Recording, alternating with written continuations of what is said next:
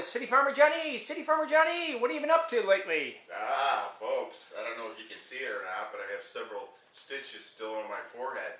I spent the last 18 days in Strong Hospital in Oklahoma for most part due to an accident that occurred down in the Grape Festival. And people are now starting to say, geez, can you do a video to kind of put us in line with how you're doing and things like that, because a lot of people are wondering how I am doing. So what I've decided to do is to do a brief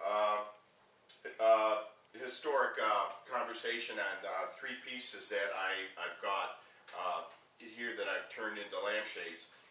Back when the city of Rochester sold the Fire Academy to Monroe County and MCC, I was ordered to take these tips to the scrapyard.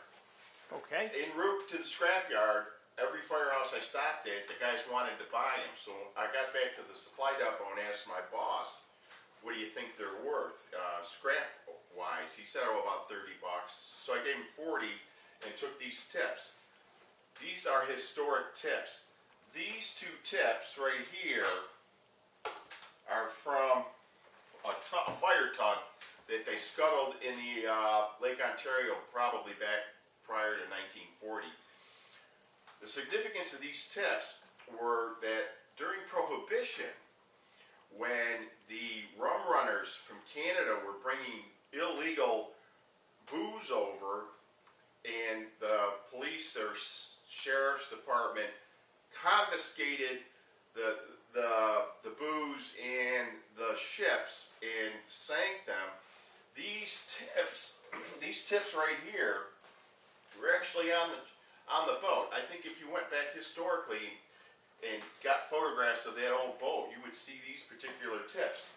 Now this particular tip, I call it, it's my Japanese pagoda, and that too is another tip. These are all tips that I purchased and have been making lampshades out of, and someday perhaps they'll be of a historic value, which I think they are already right now. This is a shell lampshade, and basically it's just something that I put together. So the ship that was scuttled that had these tips on it, that's still in Lake Ontario somewhere? Yeah, I think it's about a mile outside of the river, Lake Ontario and the river. I think that's where they scuttled it. I'm not quite sure, other than what happened was when they decommissioned it, all this equipment went to the academy. And then when the city sold the academy to MCC and the county, all this stuff that was in a closet I was told to take to the Kriegers to scrap it out. To scrap it out and get money for condiments and coffee, and I basically just gave them money for condiment and coffee. And I have these tips, and these are beautiful tips. The problem with this one is that the base is so thin that if I glass this thing will tip over. This one, on the other hand, the base is thick enough for this. So I'm sitting on this right now until I come up with a design or come up with a wider base on it to keep it steady enough.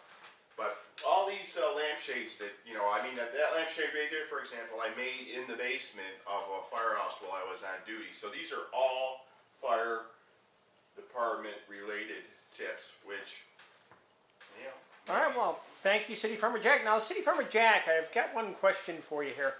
I notice on your shirt it says Rock Island. Now, what's the significance of Rock Island? Okay, Rock Island, this was I think it's a baseball team from the 20s. Yeah, this is one of their jerseys. Rock Island Railroad baseball team. Okay. This is the company that I bought these from on the internet. Sold Rock Island T-shirt. All right. Baseball team. So that's just hanging out, doing a little, trying to get back to healthy again and do some more stuff. All right. Well, thank you very much, City Farmer Johnny. Thank you. Have a good day.